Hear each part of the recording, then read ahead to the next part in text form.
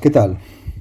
Imos co punto 4 deste tema de Roma, que é o dedicado ao Imperio, á época do Imperio, que vai, como decíamos, desde o ano 27 a.C. hasta o 476 despois de Cristo. O ano 27 foi, como dixemos no capítulo anterior, cando o Senado lle concede a Octavio o título de Augusto, cando chega un acordo co Senado para, digamos, por así decirlo, o reparto do poder. Permanecen máis ou menos as institucións da República, pero vai ser o emperador quen controle todos os poderes realmente, e o Senado convírtese nunha especie de organismo títere en que os senadores son nomeados polo emperador e que van a ratificar todo o que diga o emperador. Non van a facer nada pola súa conta sin que sexa o que diga o emperador. O primeiro emperador, como decíamos, pois foi Augusto. Augusto pois era este tipo que temos aquí. Este é unha famosa escultura dele que se chama Augusto de Prima Porta, que probablemente sexa a máis coñecida del, donde está un pouco magnificado, así como decíamos, é unha representación idealizada de Augusto, que realmente isto estaba pintado de colorines tamén, todo. Bueno, pois este era Augusto, o primeiro emperador, o sobriño neto de Xulio César. O emperador, en este sistema de goberno, vai acumular todos os poderes. E isto vémolo clarísimamente nesta moeda que de Traxano, de outro dos emperadores, que este era natural de Traxano, era natural de Itálica, que estaba ao lado de Sevilla. En Traxano chegou o imperio á súa máxima extensión.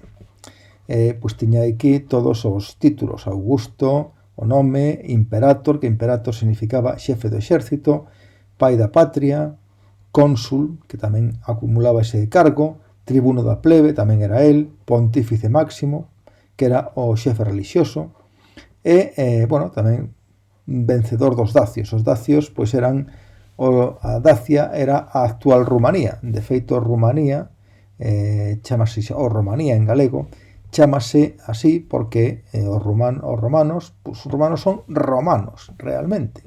Chámase a sí mismos romanos, porque eso era Roma tamén. De aí ven ese nome. Vale, pois, como decíamos, o emperador acumula pois todo o poder. Dirixe a política exterior, dicta as leis, decide os impostos que hai que poñer, etc. O cargo de emperador non era hereditario, pero de pais a fillos, pero realmente cada emperador elexía o seu sucesor. Moitas veces o que facían xa para que non houvese problemas ca sucesión era asociar ao seu sucesor o trono. E cando o seu sucesor non era fillo seu, pois adoptaba. Por exemplo, Augusto adoptou a Tiberio, que era fillo da súa muller, como fillo, e pasou a ser o seu sucesor.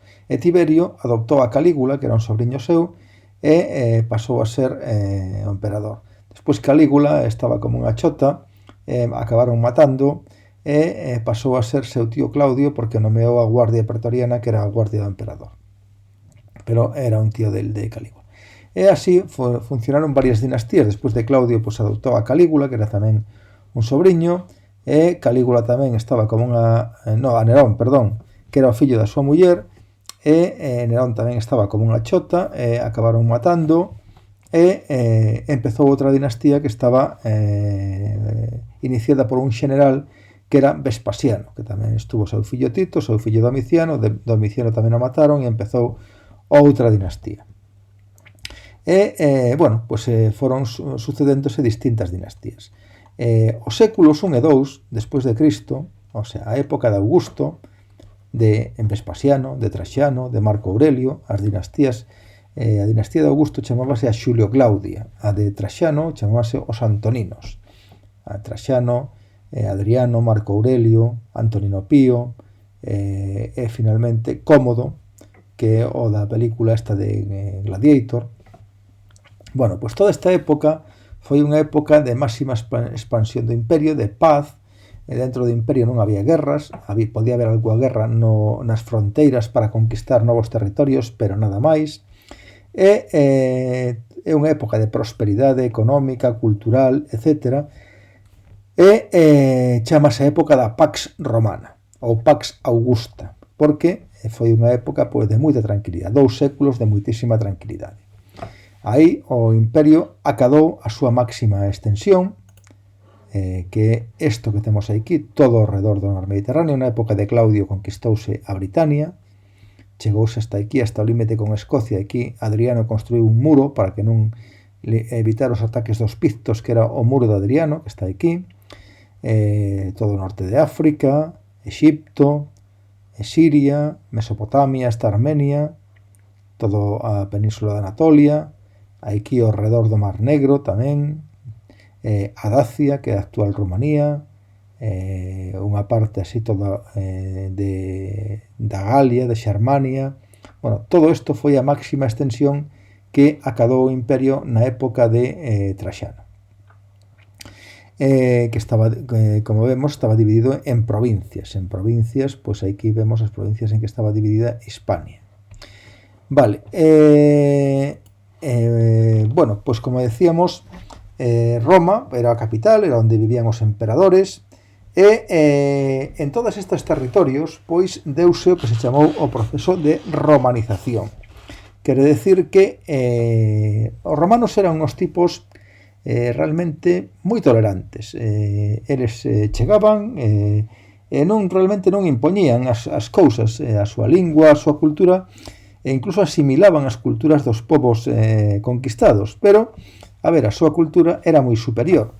Entonces, a lingua, o dereito, a arte, todas as leis romanas, os deuses, etc. Entonces, producíase unha asimilación tanto da cultura dos povos conquistados como da cultura romana. De forma que, máis ou menos, se foi creando en todo este inmenso territorio pois unha cultura común, onde se falaba latín, inda que tamén se falaban linguas locais, donde pois había monumentos moi parecidos, donde había os mismos deuses, aínda que tamén había deuses locais, e había deuses, por exemplo, de a zona de Persia que chegaron incluso a Lugo, como Mitra, porque asimilaban todo, e unos mismos tipos constructivos, de tipos de edificios, era todo igual, utilizabas a mesma moeda, etc., en todo este territorio. E ese proceso de asimilación foi o que se chamou a romanización.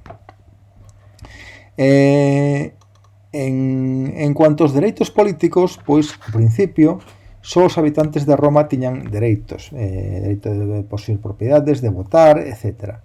Esa cidadanía pois foise estendendo primeiro aos cidadáns da Península Itálica, e despois había cidadáns en determinadas partes do imperio que ou eran de orixen romana, ou que por determinadas circunstancias, por haber estado na lexión, pois tiñan a cidadanía, e outros que non a tiñan. E, finalmente, pois na época do emperador Caracalla, pois estendeuse a cidadanía romana a todos os habitantes do imperio. Todos eran romanos. E aquí en Lugo, pois tamén éramos romanos, igual que os de Roma. Aquí tedes unha visión panorámica do que era Roma en aquela época, na época do imperio, nos séculos I, II. Roma, pois, era a maior cidade do mundo, tiña máis de 1 millón de habitantes en aquela época, tede en conta que Lugo ten non chega aos 100.000 hoxe, e tiña grandes edificios públicos, algúns dos quais aínda se conservan, como por exemplo este famoso Coliseo, que o de Coliseo é un nome que lle ven porque aquí Nerón fixo unha estatua xigante dele que era un coloso, e estaba ao pé do Coliseo, e chamaronlle a isto como lle o nome da estatua de Nerón, pero isto era o Anfiteatro Flavio. Era un anfiteatro onde se celebraban pois espectáculos de feras e loitas de gladiadores, entre outras cousas. Tamén se celebraban a veces espectáculos, batallas navais, enchedase de auga a area e celebrábanse batallas navais aí. Había o Circo Máximo, onde se celebraban as carreiras de carros, de cuadrigas e de vigas, había teatros, había templos, aquí temos a zona do Foro, aquí está o Capitolio, o templo de Xúpiter no Capitolio, e, pois era unha cidade populosísima. Despois veremos os tipos de casas de Roma, todas estas cousas. Termas, había un mogollón de termas por todos os sitios, eran moi aficionados ás termas, como veremos. Había algúns teatros máis pequenos que se chamaban odeóns. Aquí isto que temos aquí é o templo de Agripa, o Panteón, que se chama, de Agripa, que é un templo que aínda se conserva hoxe en día, enteiro prácticamente. E se un día ides a Roma, pois podedes velo perfectamente. Vale, destas cousas de Roma, recreacións como era Roma pois na época imperial, pois hai moitísimas. Aquí podemos ver como sería o foro de Roma, pois o templo de Vesta, que era aí que estaba o lume perpetuo, que tiña que estar sempre encendido, que era o símbolo dos fogares romanos. Bueno, pois podedes buscar en internet pois miles de recreacións de como era, incluso vídeos de como era Roma nesa época. Vale, bueno, pois esta época de paz augusta, pois foi o que era os séculos I e II. A partir do século III xa se viviron épocas de crises. O Imperio Romano empezou a súa decadencia. As fronteiras pois eran atacadas polos diversos povos. Por aquí estaban os xermanos, que atacaban por toda esta zona, os partos atacaban por aquí, por esta zona de aquí, e estaban continuamente sendo atacadas por diversos povos xermánicos de outros tipos. Había pois xa que dedicar moitas tropas, mandar tropas ás fronteiras, que eran costosas, para defenderse. Ese mandar tropas e todo isto, tanta movilización, todos esos problemas, pois levaron a que había que aumentar impostos. E aumentar impostos, pois, a xente pois tiña que pagar máis, e iso pois iba provocando unha especie de crise económica, e aparte o comercio, había unha inseguridade tamén nos camiños, e non eran seguros, e iso disminuiu o comercio, e aumentaron tamén, como decíamos, os impostos, porque os gastos militares eran enormes, e todo iso provocou unha grave crise económica. Tamén había unha crise política moi importante, porque os emperadores moitas veces estaban a merced dos seus exércitos. Os exércitos, sobre todo cando había xenerais vencedores contra estes povos que atacaban, pois a veces víanse, pois estaban moi crecidos de haber vencido, as súas tropas pois proclamábanos a eles emperadores, e boitaban e quitaban ao emperador que había e poñíanse eles, e chegaba outro e poñíase el.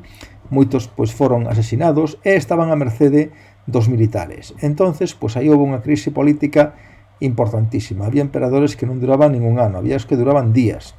E chegaba outro, que durar un emperador máis de 2 ou 3 anos, pois era unha cousa moi rara, hasta que chegou Diocleciano, que sí que mantuvo, pois intentou un pouco recompoñer o sistema, pero non imos a entrar en eso.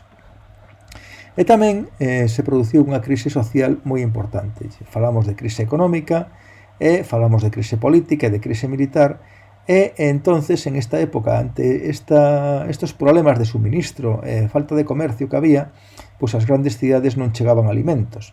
Entonces, pois imaginémonos que nos estamos en Lugo comemos de todo o que nos traen, pero imaginemos que deixan de chegar alimentos, pois o que faremos? Pois irnos para a aldea.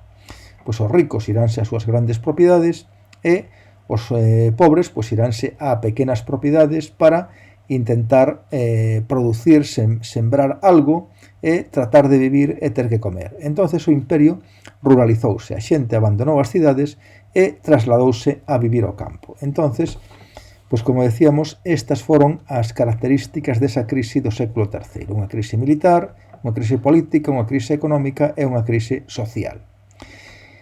Bueno, continuaremos falando do Imperio Romano. Vale?